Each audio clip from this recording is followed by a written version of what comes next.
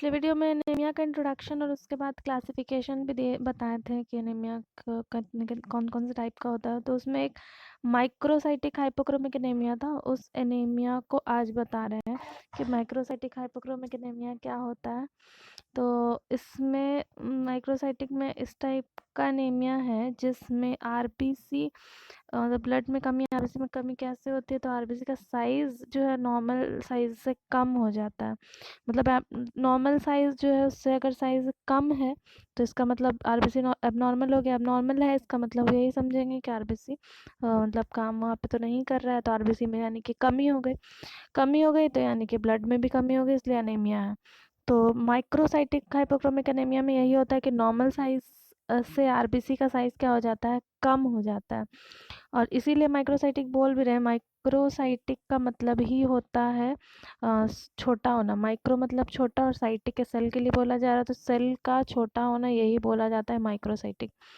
और कितना छोटा होता है, तो नॉर्मल साइज अप्रॉक्स 9 माइक्रोमीटर होता है आरबीसी का, 9 माइक्रोमीटर। तो इससे अगर छोटा होता है साइज तो स्मॉलर हो गया। यही होता है माइक्रोसाइटिक हाइपोक्रोमिक एनीमिया में। अब यहाँ पे हाइपोक्रोमिक भी लगा हुआ है। माइक्रोसाइटिक की तो बात समझ में आ रही है कि नॉर्मल साइज से छोटा हो जाना। हाइपोक्रोमिक जो दिया हुआ है, तो हाइपोक्रोमिक का मतलब होता है कि रेड कलर जो होता है, रेड सेल का मालूम है, आरबीसी जो रेड ब्लड सेल है उसका कलर रेड होता है due to the presence of haemoglobin. तो वहाँ पे हेमोग्लोबिन नॉर्मल अमाउंट से, नॉर्मल काउंट से हेमोग्लोबिन आरबीसी पे कम हो जाता है, जिसके कारण जो कलर होता है आरबीसी का वो भी कम हो जाता है। सेंटर वाला जैसे ये पूरा, जैसे ये सेल का पूरा सेल हो गया, तो उसके बीच का जो पार्ट होगा वहाँ पे का कलर क्या हो जाएगा, पेलर हो जाएगा, हल्का हो जाता है, उतना रेड नहीं रहता है। तो ये कंडीशन हाइपोक्रोमिक कहलाएगा। हाइपो मतलब कम होता है, ये मालूम होगा, हाइपर ज़्यादा, हाइपो कम। और क्रोमिक जो टर्म होता है वो कलर के लिए बोला ही जाता है। तो हेमोग्लोबिन भी कम होता है माइक्रोसाइटिक हाइपोक्रोमिक एनीमिया में।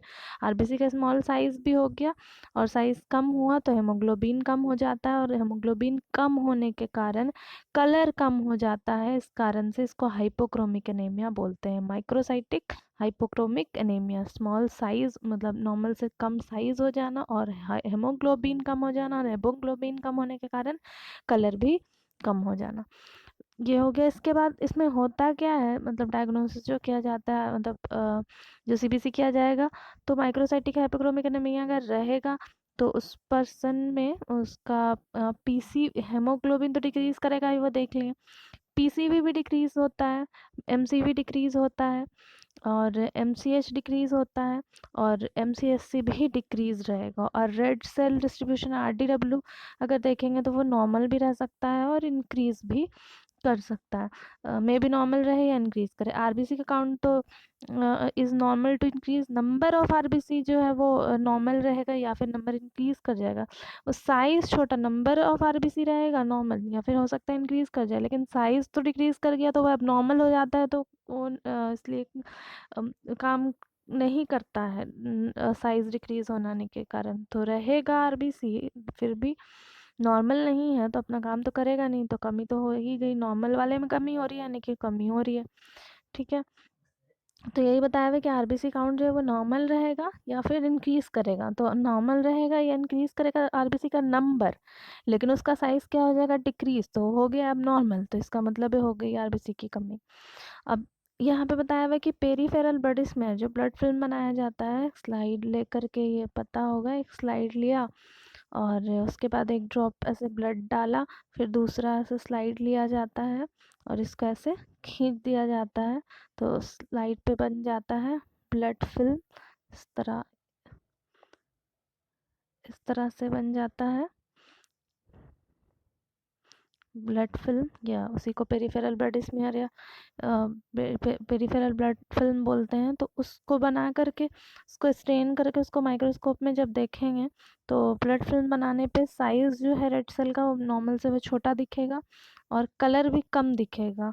तो हेमोग्लोबिन कम होने के कारण कलर कम दिखता है, जिसको कि हाइपोक्रोमिक बोला जाता है।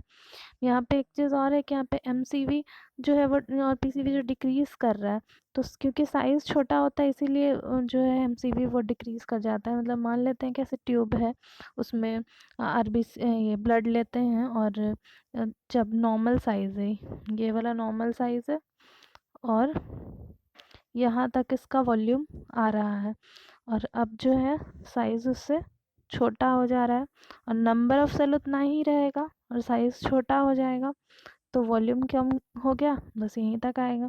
तो इसलिए वॉल्यूम साइज़ छोटा होने के कारण वॉल्यूम कम हो जाता है, इसलिए यहाँ पे पीसीवी और एमसीवी यहाँ पे क्या हो जाता है, डिक्रीज कर जाता है।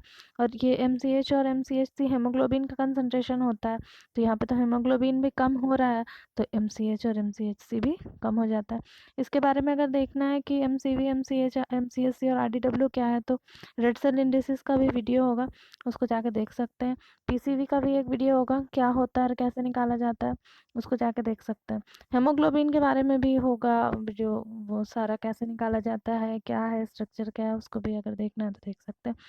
अब ये जो माइक्रोसाइक्टिक हाइपोक्रोमिक एनीमिया है, इसमें इसके एग्जाम्पल्स है, इसमें कौन कौन सा एनीमिया आता है, मतलब इसमें भी और कौन कौन से टाइप्स का एनीमिया होता है। तो एक होता है आयरन डिफिशिएंसी एनीमिया, एक होता है एनीमिया ऑफ क्रोनिक डिसऑर्डर।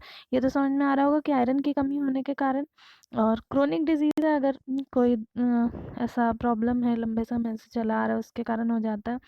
और ग्लोबिन सिंथेसिस में डिसऑर्डर, यानी कि जो हेमोग्लोबिन का ग्लोबिन होता है वो प्रॉपरली नहीं बन पाता है, इसके कारण कमी हो जाती है हेमोग्लोबिन में, जिसको कि थैलेसीमिया कहते हैं, थैलेसीमिया माइनर। और एक होता है सिड्रोब्लास्टिक एनीमिया। सिड्रोब्लास्टिक एनीमिया में बोन मैरो एबनॉर्मल आरबीसी बनाने लगता है, तो वो हो जाता है।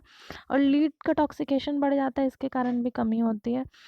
तो ये सारा है टाइप्स माइक्रोसाइटिक हाइपोक्रोमिक एनीमिया का। इसको एक एक करके सारे एनीमिया को एक डिटेल में बताएंगे। इसमें सबसे पहले अब नेक्स्ट वीडियो जो बनाएंगे यही बनाएंगे कि आयरन डिफिशियंसी एनीमिया क्या होता है, उसको अच्छे से डिटेल में फिर एक एक करके सारे को बताएंगे। आज वाले में अगर कहीं पे कोई प्रॉब्लम होगा तो कमेंट करके पूछ सकते हैं, और अगर अच्छा लगा हो वीडियो तो एक लाइक एक कमेंट कर दीजिएगा, और अगर चैनल सब्सक्राइब नहीं किए हैं तो प्लीज़ चैनल को सब्सक्राइब कर लीजिएगा। यहाँ पे माइक्रोसाइटिक हाइपोक्रोमिक एनीमिया का थोड़ा सा सिम्टम्स भी वो भी देख लेते हैं। जो नॉर्मल एनीमिया का सिम्टम रहता है वही है, फैटिगनेस होगा, मतलब थकावट फील होना, वीकनेस होगा, टायर्डनेस हो गया, वही शॉर्टनेस ऑफ ब्रीदिंग, सांस लेने में प्रॉब्लम, और पेलर स्किन हो जाता है। तो ये सारा तो ऐसे नॉर्मली एनीमिया का सिम्टम यही सारा होता ही है, तो इसमें भी यही होगा। तो आज के लिए इतना ही।